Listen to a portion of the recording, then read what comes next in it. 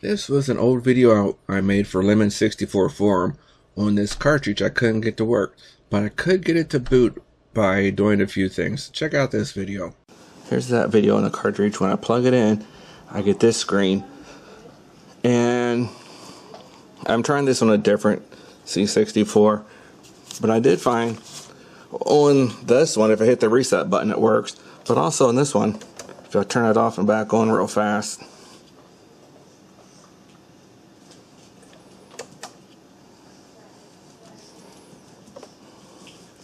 it will actually boot the game. So interesting. And then on this C64, I got it plugged in. I'll get this, but I have a built-in reset switch here. So I'm going to hit the reset switch, come back up here, and the game boots.